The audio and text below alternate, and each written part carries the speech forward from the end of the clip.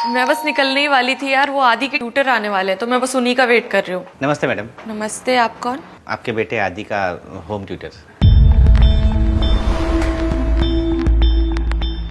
प्रिया, मैं call back करती हूँ अभी। तुम नितिन हो? जी। आओ अंदर।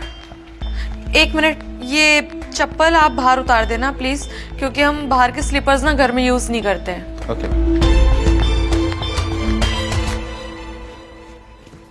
सो coming straight to the point, आप मेरे बेटे को पढ़ा पाएंगे?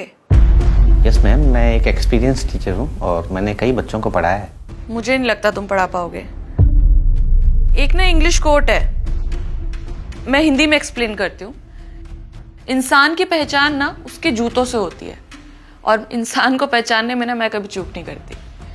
द पॉइंट इज कि मेरे बेटे का आईसीएसई बोर्ड है और सब कुछ इंग्लिश में ही होता है, और तुम्हें देख के लग रहा है कि तुम किसी गांव से बिलोंग करते हो।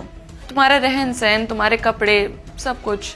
और मेरा बेटा आदि अगर तुमसे ट्यूशन्स लेगा तो वो बिल्कुल तुम्हारे जैसा बन जाएगा, जो कि मैं बिल्कुल नहीं चाहती।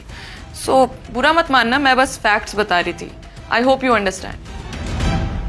नहीं मैम, मैं बुरा नहीं मान रहा हूँ। मुझे तो आपके बच्चे के फ्यूचर के लिए अफसोस हो रहा है। मतलब?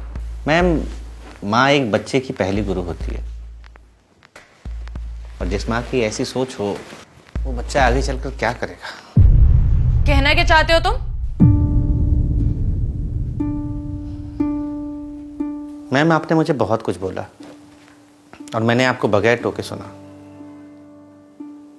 अब मैं आपसे कुछ कहूँगा लेकिन आप नाराज मत होइएगा। शायद आपने ना अनपढ़ होने की परिभाषा गलत किताब में पढ़ लिया। शिक्षा पर सभी का समान अधिकार है, और जिसे जीवन में कुछ करना होता है ना, वो समाज और परिस्थितियों से हार नहीं मानता।